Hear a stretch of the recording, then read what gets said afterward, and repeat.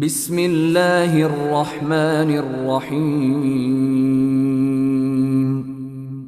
পরম করুণাময় ও অসীম দয়ালু আল্লাহর নামে শুরু। ইন্না আনজালনাহু ফি লাইলাতিল কদর। আমি একে নাজিল করেছি শবে কদরে। ওয়া মা আদরাকা মা লাইলাতুল কদর। শবে কদর সম্বন্ধে আপনি কি জানেন? লাইলাতুল কদরি খায়রুম মিন আলফি শাহর।